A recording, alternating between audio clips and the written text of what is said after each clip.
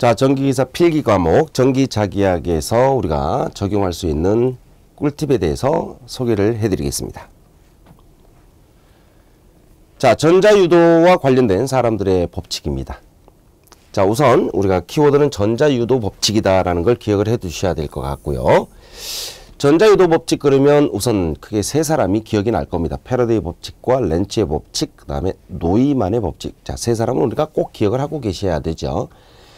자, 우선 패러데이 법칙에 대해서 잠깐 보시면 이 공식을 먼저 기억을 하고 계셔야 되는데, 자, 마이너스 n dt분의 d파이입니다. 자, 여기서 d파이라고 하는 것은 자속의 변화고 dt는 시간의 변화인데요. 자, 이 변화율의 관계가 지금 마이너스 돼 있다라는 이 의미가 뭐죠? 바로 감쇄적인 변화다 이 말이죠. 감쇄적인 변화다. 그래서 설명을 할 때는 유기기전력이 자속 세계수, 이 말은 이제 자속의 변화라고 생각하시면 돼요. 시간의 변화에 대한 이 말이죠. 바로 감쇄율. 이 감쇄율의 뜻이 무엇입니까? 바로 요 식의 마이너스의 의미를 설명하는 것이다. 이 감쇄율에 비례한다라는 걸 의미하는 것이 패러데이 법칙이 됩니다.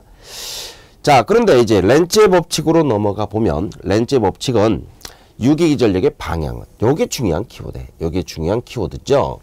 기전력의 방향이 자속의 변화를 방해하는 방향입니다. 방해하는 방향이다. 자, 이 방해한다라는 의미가 바로 무엇이냐면, 조금 전에 우리가 이 패러데이 법칙에서 썼던 이 공식 그대로 다시 적용을 했을 때, 이 마이너스의 의미가 바로 무엇입니까? 이 마이너스라는 의미가 바로 자속의 변화를 방해하는 성질이다라는 얘기죠. 그래서 우리가 이제 패러데이하고 렌츠의 법칙을 크게 두 개로 나눠준다면, 패러데이는 자, 기억을 할 때 어떻게 기억하는 거죠? 패러데이는 유기기전력의 절대적인 크기를 표현하기 위해서 설명한 법칙이고, 렌츠의 법칙은 유기기전력의 방향성을 표현하기 위한 법칙이구나. 자, 이렇게 두 가지로 구별을 해두시면 됩니다. 자, 세 번째 노이만의 법칙인데, 자, 패러데이의 실험 결과를 수식화했다라는 요 말이 중요하죠. 정량화해서 수식화한 법칙으로 두 개의 코일이 결합되어 있는 경우에, 자, 코일이 두 개가 결합되어 있어요. 자, 여러분들 이렇게 코일이 두 개가 결합되는 회로가 보통 우리 이제 변압기 이론에서 많이 적용하죠. 어느 한쪽 코일에 흐르는 전류에 의해서 발생한 자속이 다른 코일과 세교가 될 때 세교되는 자속의 시간적 변화에 의해서 다른 코일의 기전력이 유도가 됩니다.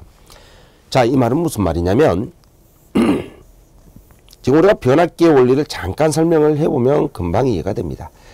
지금 V1이라는 전압을 공급을 하게 되면 1차 코일에 전류 I1이 흐를 텐데, 1차 코일에 전류가 흐르면서 코일 내에서 자속이 생긴단 말입니다. 이 자속 파이가 지금 1차 회로에서 발생을 했다 이 말이에요. 그런데 2차 측에도 코일을 이렇게 감아주면 지금 1차에서 발생한 자속이 지금 요 2차 코일과도 결합이 되고 있구나라는 걸 알 수가 있잖아요. 그리고 이건 분명히 교류다 보니까, 교류는 정연파지 않습니까? 정연파는 파형 자체가 이렇게 시간적으로 변하는 파형입니다. 그러다 보니까 자, 시간적인 변화를 갖는 어떤 자속이 2차 코일과 세교가 된다면 바로 2차 측의 기전력이 발생을 할 수밖에 없다. 이렇게 E2라는 전압을 우리가 유도할 때 우리가 이제 노이만의 법칙을 쓰는데, 이때 중요한 게 뭐냐면, 이때 두 코일 사이에 나타나는 인덕턴스 성분을 바로 상호 인덕턴스라고 하였습니다. 요 말이 중요한 거죠. 그래서 이제 상호 인덕턴스하고 관련이 된다 그러면 노이만의 법칙이다. 패러데이 법칙의 실험식을 우리가 수식화했다, 정량화했다라는 이런 키워드를 여러분들이 기억을 하고 계시면 됩니다.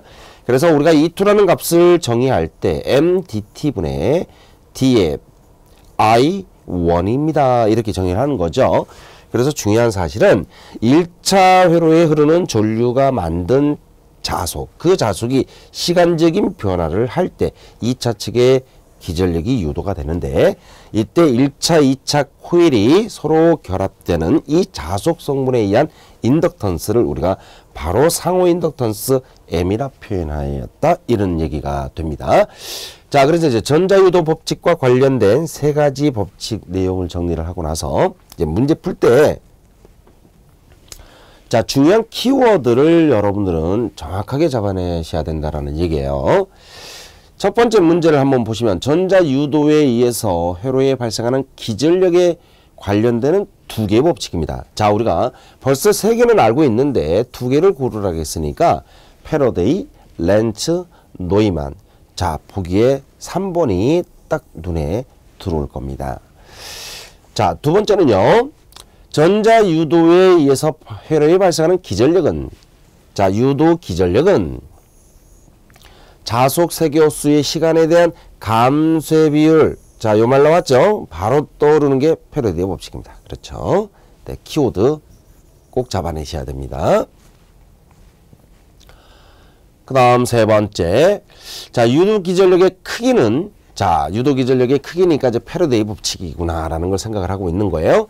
폐회로에 세교하는 자속의 시간적 변화율에 비례하는 정량적인, 자, 요 말 나왔습니다. 정량적인 법칙이다. 수식화한 법칙이다라고 정의를 했던 그 법칙이 바로 노이만의 법칙입니다. 자, 이 패러데이 법칙을 정량화해서 수식화한 법칙이 바로 노이만의 법칙이다. 이렇게 기억을 하고 계셔야 되는 거죠. 네 번째, 다음에서 유도기전력의 방향이, 자, 방향 나오네요. 방향. 자숙의 변화를 방해하는 방향이다. 방해하는 방향이다. 자, 이렇게 딱 나오면 바로 찍어낼 수 있어야 됩니다. 자, 정답은 렌츠의 법칙이 되겠죠. 렌츠의 법칙. 자, 기전력의 방향성을 표현하는 법칙이 바로 렌츠의 법칙이다.